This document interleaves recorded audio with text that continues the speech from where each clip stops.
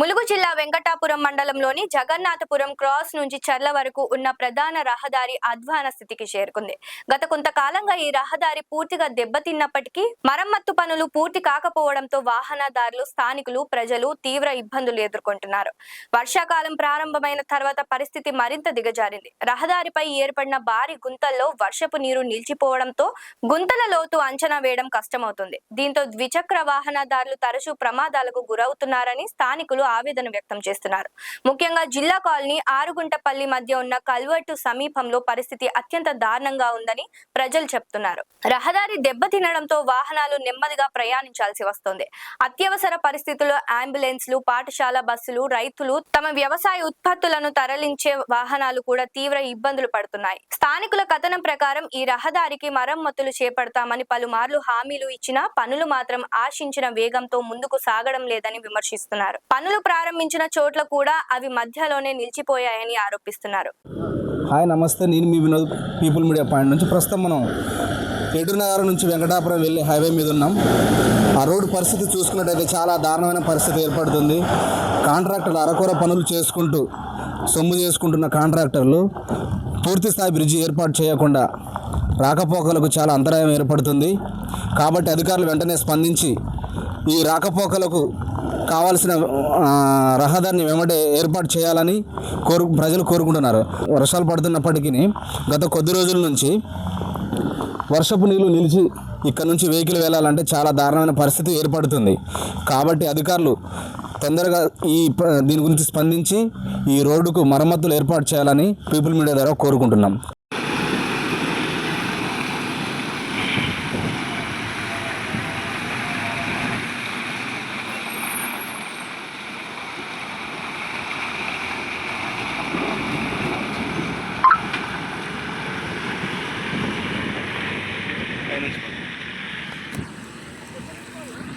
edge నుంచి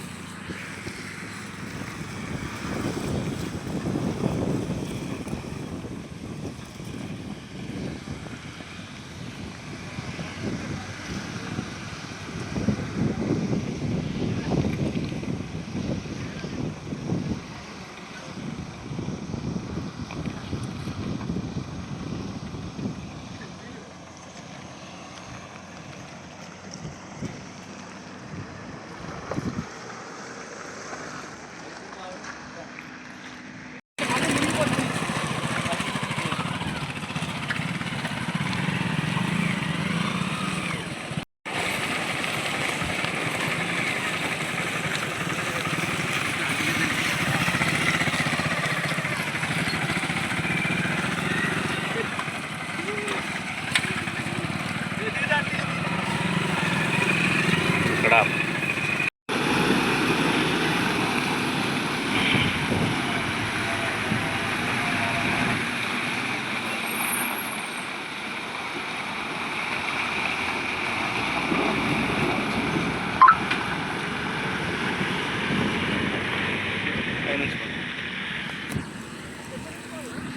edge నుంచి